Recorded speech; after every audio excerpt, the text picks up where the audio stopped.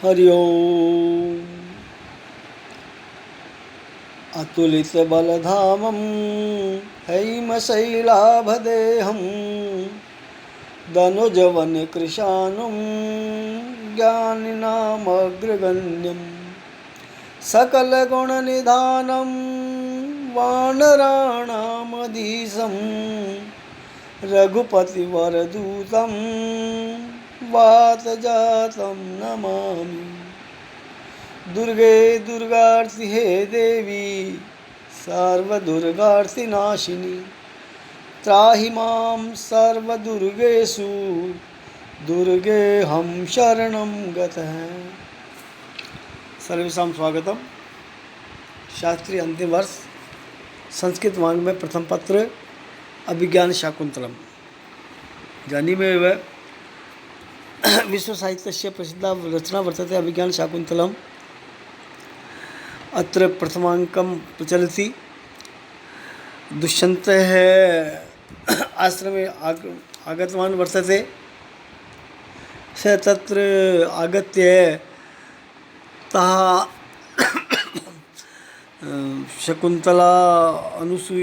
शकुन्तलाम् अनुसूयां प्रियं वदां पश्यति।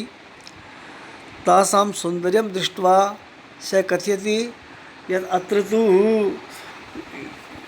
इदं यत् सौन्दर्यं वर्तते तत् सौन्दर्यं तु अन्तःपुरे अपि न मिलति। इदानीं स पश्यति यत् शकुन्तला वृक्षान् सिञ्चति। तर्हि शकुन्तलाम् आश्रम व्यवस्थायां दृष्ट्वा तपोनिरतां दृष्ट्वा स कथयति, पश्यन्तु, इदं किलाव्याजमनोहरं वपु तपक्षमं साधयितुं य इच्छति।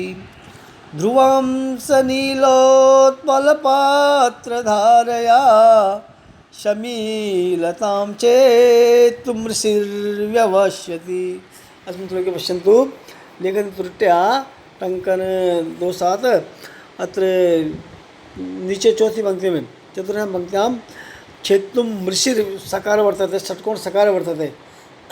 इदं शुद्धं करोतु साधयतु इति संशोधनं करोतु। अत्र बकारे नास्ति, टङ्कन दृष्ट्या अत्र बकारे आगते। अत्र षट्कोण मूर्धन्य सकारो वर्तते, छेत्तुं ऋषिर् सकारो वर्तते। अत्र इदं साधयतु। अत्र पुनः पश्यन्तु, इदं किलाव्याज मनोहरं वपु तपक्षमं साधयितुं य इच्छति। ध्रुवं स नीलोत्पलपत्रधारया शमीलतां छेत्तुं मृषिर्व्यवस्यति। इदं किल अव्याज मनोहरं वपु तपक्षमं साधयितुं यः इच्छति। ध्रुवं स नीलं च तदुत्पलं नीलोत्पलं तस्य पत्रं नीलोत्पलपत्रं तस्य धारा नीलोत्पलपत्रधारा तया नीलोत्पलपत्रधारया छेत्तुं ऋषिर्व्यवस्यति व्यवस्यति प्रयतते। ये जो मनोहर वपु है, सुंदर शरीर है। कैसा सुंदर शरीर? अव्याज, बिना किसी व्याज के, बिना किसी कृत्रिमता के, बिना किसी बनावट के, कोई तैयार नगर स्वाभाविक रूप से, प्राकृतिक रूप से, निसर्ग रूप से स्वतः ही जो मनोहर वपु है, सुंदर शरीर है। इस सुंदर शरीर को जो कोई ऋषि यह इच्छति, जो कोई ऋषि तपक्षमं साधयितुम इच्छति, तप के योग्य बनाना चाहता है, तप में निरत करना चाहते हैं, कठिन जो साधना करवा रहे हैं, इसलिए तप के साधन के योग्य बनाने वाले जो ऋषि हैं वो तो ठीक ऐसा ही काम कर रहे हैं जैसे कि वो नीलोत्पल पत्रधारिया, नील जो कमल होता है, नील उत्पल यानी कमल, नीलोत्पल नील कमल, नील पत्र, नील कमल का कोई पत्ता लेकर के उस पत्र की जो धारा है, उसके जो ऊपर का त्रिकोणा भाग है, उस पत्ते की धारा से शमीलताम, शमीलता खींच रहा, शमीलता को खींचने के वृक्ष को वो ऋषि तो कोमल कोमल जो पत्ता कमल का पत्ता है उस कोमल पत्ते से और कठोर जो शमीलता है, वो कठोर शमीलता के टहनी को, डाली को वो छेदना, काटना, व्यवस्थित प्रयास कर रहे हैं। तो देखिए ऋषि, माफ करना, ऋषि नहीं, दुष्यंत उस शकुंतला को वहाँ उस आश्रम की साधना में रख दे करके, और वो कहते हैं कि ये जो रनिवास में रहने वाली बालिका है, इतना सौंदर्य है जिसको इतनी मेहनत नहीं करनी चाहिए थी, इतना तप नहीं करना चाहिए था, लेकिन जो ऋषि ने इसको, जो इसका सुंदर शरीर, अव्याज मनोहरम वपु, बिना किसी व्याज के, बिना किसी कृत्रिमता के, बिना किसी प्रयास के, बिना किसी बनावट के, स्वाभाविक रूप से ही जो मनोहर वपु है, सुंदर शरीर है, उस सुंदर शरीर को, सौंदर्य को, एक कृत्रिम जो सुंदरता है, उस सुंदरता को, स्वभाव से ही जो सुंदर है, स्वभाव से ही सुंदर वपु को, शकुंतला के शरीर को, यह जो कण्व ऋषि महर्षि तपक्षमम साधितुम इच्छति, तप के क्षम, तप के योग्य बनाना चाहते हैं कि तप करे, तपक्षमम साधितुम इच्छति, तप के योग्य जो इसके शरीर को बनाना चाहते हैं, से वह ऋषि तो व्यवस्थित प्रयास कर रहे हैं। कैसा प्रयास कर रहे हैं कि जैसे ध्रुवम, निश्चित रूप से ही उनका प्रयास तो ठीक ऐसा ही है जैसे नीलोत्पल पत्रधारिया, नीले कमल की धार से, नीला जो नील कमल है, नील कमल का जो पत्ता है, उस पत्ते का जो त्रिकोण, जो धारा है, जो उसका कोना है, उन नील कमल की धार से शमीलताम, खींच दे के वृक्ष को, छेदतुम व्यवस्थिति, वो उसके छेदने के लिए प्रयास कर रहे हैं। कवि कथयति यत दुष्यंत माध्यमेन दुष्यंत अत्र कथयति सुतम यत सूत, यह ऋषि, यह महर्षि कण्व अव्याज मनोहरम, निसर्ग सुंदरम, प्राकृतिक सुंदरम, स्वभावतः सुंदरम, यत इदम वपु इदम शकुंतलाया शरीरम तपक्षमम साधितुम इच्छति, तपक्षमम तप योग्यम साधितुम कर्तुम यह इच्छति वांछति कामयते, स ऋषि ध्रुवम निश्चितम नूनम नीलोत्पलपत्रधारिया, नीलोत्पलम नीलकमलम, नीलकमलस्य पत्रम दलम, नीलकमल दलम तस्य धारिया, तस्य अग्रभागेन नीलकमलपत्रभागेन शमीलतां छेत्तुम इच्छति, शमीलतां कर्तितुम प्रयतते, प्रयासम करोति। यह तो ठीक वैसे ही असंभव कार्य को ये ऋषि करना चाहते हैं। कहाँ कमल के पत्ते से तो खींच दे की टहनी को, डाली को, तने को काटा जा सकता है। इसी तरह ये जो शकुंतला का कोमल शरीर है, ये कहाँ तप के योग्य है। इसको रनवास में रहना था, लेकिन ऋषि ने यहाँ इसको तपस्या में लगा रखा है। ये तो बड़े खेद की बात है कि ऋषि ने निश्चय ही नील कमल के आगे के भाग से, उसकी किनारे से वह शमीलता को काटने का प्रयास कर रहे हैं। इसमें भी आप देखिए छंद में 12 अक्षर हैं। 12 अक्षर में यहाँ देखिए कौन सा छंद है। इदम किलाव्याज मनोहरम वपु, यह वंशस्थ लक्षण है। जतौ तु वंशस्तमुदेरितम जरु, पहले देखे ई छोटा है, दम बड़ा है, किल फिर छोटा है, जगन हो गया, पहले जभान है, जगन। इस तरह फिर ला व्याज ताराज, तगन हो गया है।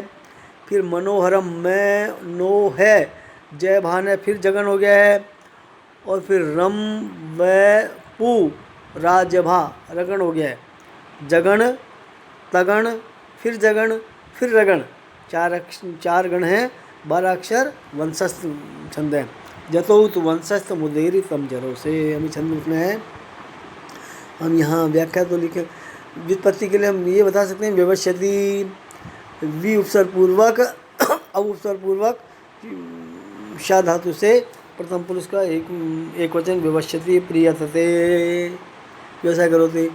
नीलोत्पल पत्रधारिया नीलम च तत्पलम नीलोत्पलम तस्य पत्रम नीलोत्पल पत्रम तस्य धारा नीलोत्पल पत्रधारा तया नीलोत्पल पत्रधारया। आगे चले शकुंतल दुष्यंत वहाँ घूमते हैं, वहाँ घूम करके उनकी सखियों की बातचीत को सुनते हैं। सखी आपस में बातचीत करती हैं। यहाँ बीच में ये आता है कि शकुंतला अपने यौवन को देख करके, अपने स्त्रों को देख करके कुछ जकड़न में आई हुई थी, तो वह अपनी सहेली से कहती है कि अरे सखी, मेरी वस्त्रों को थोड़ा ढीला करो, मैं जकड़ में आ रही हूँ, मैं कुछ परेशान हो रही हूँ। तो वो सखी कहती है कि बलकल को क्यों दोष दे रहे हो, आप अपने शरीर को दोष दो, आपका शरीर का उठाव है, ये तो शरीर का उठाव यौन अवस्था में है। वो यौन अवस्था में जो है मुझे सभी लड़नाओं के साथ में होता है, वामंगनाओं के साथ में होता है, युवतियों के साथ में होता है, इसमें मेरी कोई गलती नहीं है, आप अपने शरीर को दोष दीजिए, मेरे को बुलाना मत दीजिए। उसके शरीर को देख करके, और बड़ा प्रसिद्ध श्लोक है, अच्छा श्लोक है, व्याख्या में आएगा, आध्याय दीजिए इसको। सरसिजमनुवेदं शैवलेनापि रम्यं मलिनमपि हिमांशोर्लक्ष्मीं तनोति इयमधिकमनोज्ञा वल्कलेनापि तन्वी किमिव हि मधुराणां मंडनम नाकृतीनाम। पुनः एक बार पढ़ा, मैं सर्वप्रथम तो श्लोक याद कीजिए आप, श्लोक याद करना बहुत जरूरी है। बोलिए। सरसिजमनुवेदं शैवलेनापि रम्यं मलिनमपि हिमांशोर्लक्ष्मीं तनोति इयमधिकमनोज्ञा वल्कलेनापि तन्वी किमिव हि मधुराणां मंडनम नाकृतीनाम। इसमें ऊपर की 3 पंक्तियों में एक एक उदाहरण दे रखे हैं, एक एक उदाहरणों के चौथी लाइन को सिद्ध कर रखा है, इसलिए अप्रस्तुत अलंकार है, अर्थांतर न्यास अलंकार भी है। सामान्य बातों से विशेष बातों का कथन हो रहा है यहाँ पे। किमी भी मधुराणाम मंडनम नाकृतीनाम, मधुर है आकृति जिनकी चौथी लाइन देखिए, मधुराणाम आकृतीनाम, मधुर जिनकी आकृति है, सुंदर जिनकी आकृति है, जो स्वभावतः ही सुंदर है प्राकृतिक रूप से, उनके लिए किम मंडनम न, उनके लिए कौन सी चीज़ मंडन नहीं है, कौन सा चीज़ अलंकार आभूषण उनके लिए है, कौन सी चीज़ से उनके शरीर की शोभा नहीं बढ़ती है। क्योंकि देखिए सरसी जायते इति सरसिदम, सर शब्द पूर्वक गि प्रत्यय और जन धातु से डय प्रत्यय सप्तम्याम जने डय सरसिजम, यहाँ व्यक्ति का लोप नहीं है। सरसिजम, सरोवर में जो जन्मता कमल, वो कमल जो है ना, यद्यपि शैवलेन अनुविद्धम, उसका हम देखते हैं कि चारों काई जमी रहती है, पानी में जो नीलिमा होती है उस शैवल से, उस काई से, उस नीलिमा से, पानी की जो नीला नीला रहता है, उस शैवलेन अनुविद्धम, उस शैवल से वह अनुविद्ध रहता है, आच्छादित रहता है, सना रहता है, घिरा रहता है, तो भी सरसिजम रम्यम, सरसिज जो है ना, कमल जो है ना, सबको कितना सुंदर लगता है, बड़ा रम्य, बड़ा रमणीक, बड़ा मनोहर, बड़ा रुचिकर लगता है।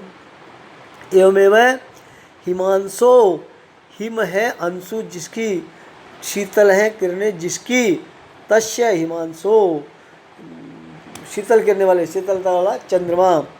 हिमांशु में देखिए अपन अंतर उनको अपन को काली में मिलती है बीच में, लेकिन हिमांशोर मलिनम अपनी लक्ष्मय, हिमांशु का, चंद्रमा का जो मलिन लक्ष्म है, जो काला काला जो धब्बा है, लक्ष्म चिन्ह है, वो चिन्ह भी उसको कालीमा ने दे करके उसकी लक्ष्मी तनोती, उसकी शोभा को बढ़ाता ही है। ठीक वही यहाँ लग रहा है शकुंतला पे कि इयम तन्वी, ये जो सुंदरी है, ये जो छरे बंधन वाली बालिका है, ये तन्वी, ये सुंदरी, ये नवयुवती, न व्योमना बालिका वलकलेनापि मनोज्ञा। वलकल से पेड़ की छाल इसने पहन के तरल पूजा पहन रखी है, उसी का इसने धारण कर रखा कपड़ों के रूप में। लेकिन वलकलेनापि, वलकल से भी यह मनोज्ञ, अधिक मनोज्ञा, ज़्यादा ही मन को हरण कर रही है, ज़्यादा ही मन को आकर्षित कर रही है। पुनः अपन पढ़ते हैं कि सरसिजम को कमल से, चाहे शैवल से अनुविद्ध हो, काई से घिरा हुआ हो, शैवलेन अनुविद्धमपि, शैवलेन जल कांत्या जल नील्या अनुविद्धमपि परिच्छिन्नमपि तत् सरसिजम रम्यम भवति, मनोहरम सुंदरम भवति, रमणीयम भवति, आकर्षकम भवति। एवमेव हिमांशो चंद्रमसे मल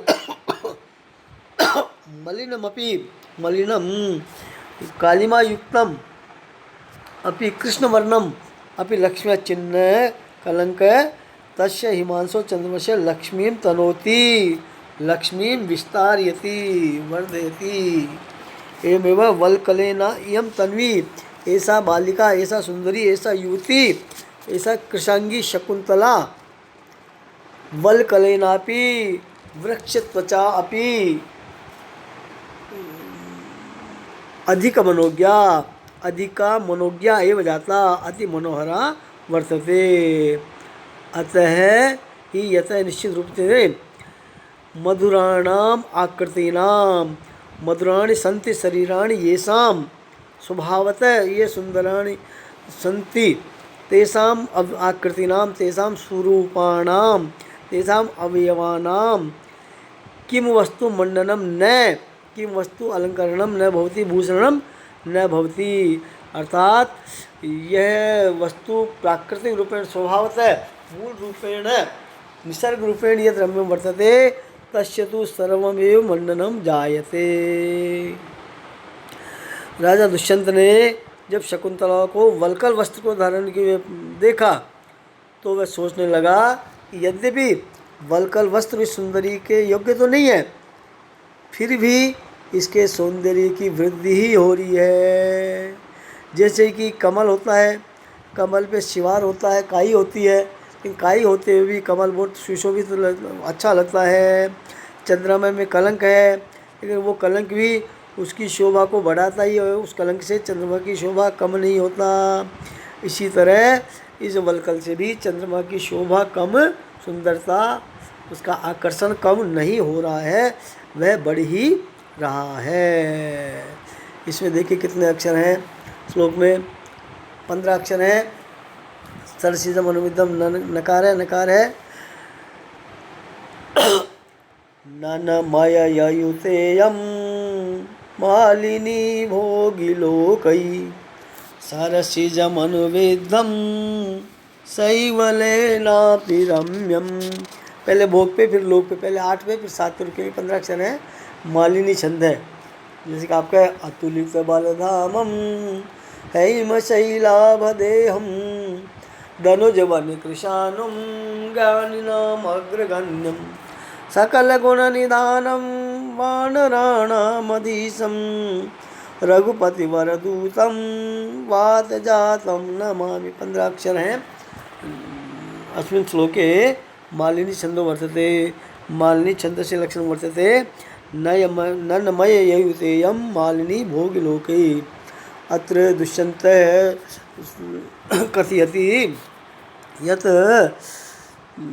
कमलं शैवलेन अनुविद्धं परिच्छिन्नं वर्तते तथापि रम्यमेव सुंदरम एव जायते।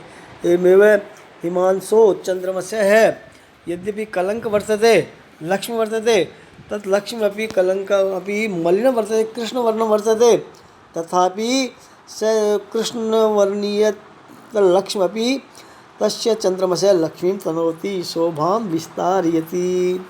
एवमेव इत्थमेव इयं तन्वी, इयं कृशांगी, इयं सुंदरवती, सौंदर्य, इयं सुंदरवती बालिका वलकलेनापि अधिक मनोज्ञा, वलकल धारणेनापि अधिक मनोज्ञा अधिका एव सुंदरा जाता सुंदरी जाता स्वभावतः एवमेव सामान्य रूपेण वयं कथयामः स्वप्नमें यत् मधुराणाम् आकृतीनां मधुराणि सन्ति शरीराणि येषां मधुराणाम् आकृतीनां सुंदर अवयवानां किं मंडनं न भवति अर्थात सर्वम अलंकरणम भूषणम जायते।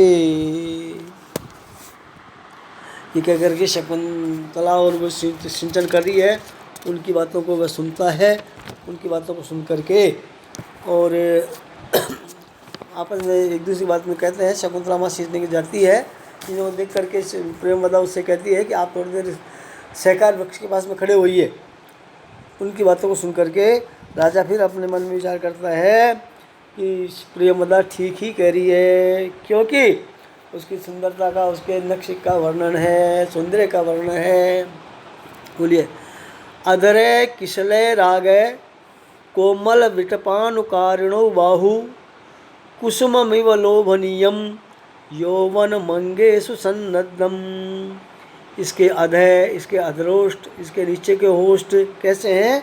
किसले रागे, किसले कहते हैं पत्ते की, कमल के पत्ते को, तो किसले के समान राग युक्त है, लालिमा युक्त हैं। इसके होठ बड़े गुलाबी हैं, गुलाब कलर के हैं। अधरे किसले रागे, इसके अधर, इसके अधरोष्ट किसले के समान, कमल गुलाब के जो पत्ता है उसके समान नवीन नवीन कोपल जो है ना उसके समान लाल हैं। बाहु, इसकी जो दोनों भुजाएं हैं, बाहु शब्द के प्रथमा का द्विवचन बाहु, इसकी जो दोनों भुजाएं हैं वो कोमल विटपानुकारिणो, वो अनुकरण करने वाली हैं। काय का अनुकरण कर रही हैं? विटप, पेड़ का अनुकरण कर रही हैं। कैसा पेड़? कोमल, कोमल जो विटप, कोमल जो शाखाएं, उन कोमल शाखाएं जैसे झुकती हैं वैसे ही इसकी भुजाएं बड़ी नम्र हैं। कोमल विटपानुकारिणो, कोमल शाखाओं का अनुकरण करने वाली जो टहनियाँ होती हैं उसके समान इसकी भुजाएं हैं। एवं इसीलिए अस्य अंगेशु, इसका जो अंग है, इसका जो शरीर है, इसके जो अवयव हैं, उन अवयवों में लोभनीयम यौवनम, लुभावना, लुब्ध करने वाला, मोहक, आकर्षक जो योग है। किस तरह से? कुसुमम इव, कुसुम के समान, पुष्प के समान, लोभनीयम यौवनम, आकर्षक यौवन, अस्य अंगेषु सन्नद्धम, इस शकुंतला के अंगों में सन्नद्ध हो रहा है, व्याप्त हो रहा है, फैला हुआ है।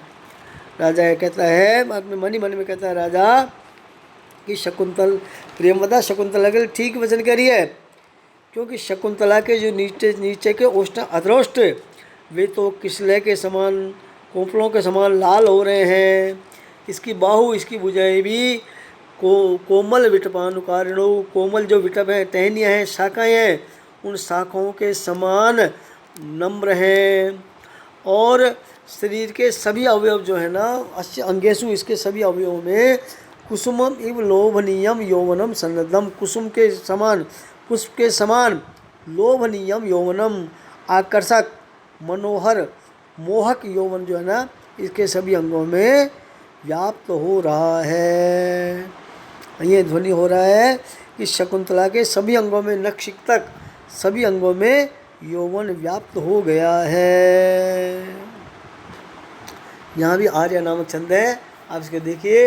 इन दोनों तीनों श्लोकों में इदम किला, आपने पहले पढ़ा, इदम किलाव्याज मनोहरम वपु, ये दुष्यंत जो है ना कर्ण के लिए कह रहे हैं अपने मन में कि ये कर्ण से ऐसे प्रयोग कर रहे हैं जैसे कोमल की कोपल से वो किसी खेज दे के वृक्ष को काटना चाहते हैं, वो दुर्गम काम कर रहे हैं। इस सुंदर शरीर को तपय के योग्य बनाना ठीक नहीं है। अगले श्लोक में सर्चित मनोविद्यम, ये आम जन के लिए कहा जाता है कि इसका शरीर यद्यपि वलकल पहन रखा है इस सुंदरी ने, फिर भी अधिक सुंदर आकर्षक लग रहा है। तो किमी भी मधुराणाम मंडनम नाकृतीनाम, मधुर आकृति वालों के लिए क्या मंडित नहीं होता, क्या मंडन नहीं होता, क्या अलंकरण नहीं होता।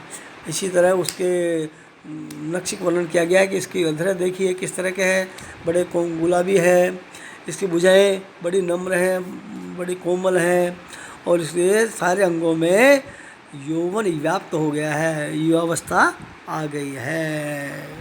देखिए कोई बात पूछने की पूछिए। अपन देखें लोभनीयम, लुभ धातु से अन्य प्रत्यय होगा।